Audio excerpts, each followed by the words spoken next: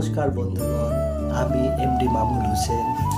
আজ আমরা একটি মানুষের সর্বাঙ্গীন বিকাশের জন্য যে সমস্ত দিকগুলির প্রতি আমাদের নজর রাখা বিশেষভাবে প্রয়োজন সেই সম্পর্কে আমরা আলোচনা করব। তবে আলোচনা শুরু করার প্রাক মুহূর্তে আপনাদের কাছে আমার অনুরোধ, আপনারা যদি আমার চ্যানেলে নতুন হয়ে থাকেন তবে অবশ্যই আমার চ্যানেলটিকে সাবস্ক্রাইব করবেন, লাইক করবেন এবং কমেন্ট করবেন এবং হ্যাঁ, শেয়ার করতে ভুলবেন না। তবে চলুন আজ আমরা আলোচনা করি।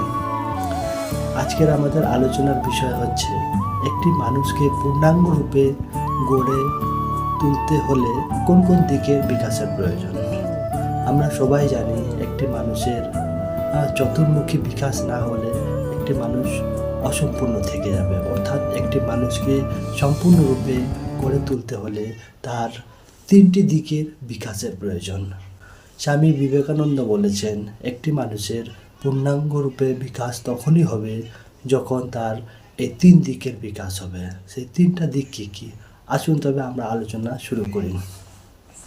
একটি মানুষকে সর্বাঙ্গীন উন্নতি বা সর্বাঙ্গীন সুষ্ঠু সবল মানুষ রূপে গড়ে তুলতে হলে তার তিনটি দিকের বিকাশ করতে হবে।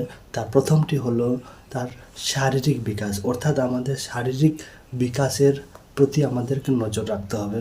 অর্থাৎ শারীরিক দিক থেকে যাতে আমরা সুস্থ থাকি, আমরা যাতে শারীরিক দিক থেকে ভালো থাকি, তার জন্য আমাদের পুষ্টিকর খাদ্য খেতে হবে। তার পাশাপাশি সকাল এবং সন্ধ্যায় আমাদের ব্যায়াম করতে হবে, যোগ ব্যায়াম করতে হবে, যার মাধ্যমে আমাদের শরীর সুস্থ থাকবে। দ্বিতীয়টি হচ্ছে বৌদ্ধিক বা মানসিক বিকাশ। বৌদ্ধিক বা মানসিক বিকাশ হচ্ছে যাতে আমরা বিভিন্ন জ্ঞান গরিমার পুস্তক পাঠ করে আমরা নিজেদের জ্ঞানের শক্তিকে উত্তরোত্তর যাতে বৃদ্ধি করতে পারি। তার জন্য আমাদের বিভিন্ন রকমের জ্ঞান পুস্তক পড়তে হবে।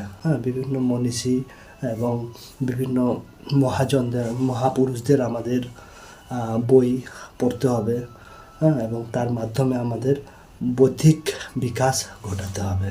কারণ বৌদ্ধিক বিকাশ যদি আমাদের না হয় তাহলে আমরা প্রাত্যহিক জীবনে কখনো সফল হতে পারবো না। অতএব প্রত্যেকটা মানুষকে তার বৌদ্ধিক বা মানসিক বিকাশের প্রতি নজর রাখা অত্যন্ত প্রয়োজনীয় কর্তব্য। তৃতীয় যে বিকাশের দিকে আমাদের ধ্যান দিতে হবে বা নজর দিতে হবে সেটি হচ্ছে আধ্যাত্মিক বিকাশ। একটি মানুষকে পূর্ণরূপে গড়ে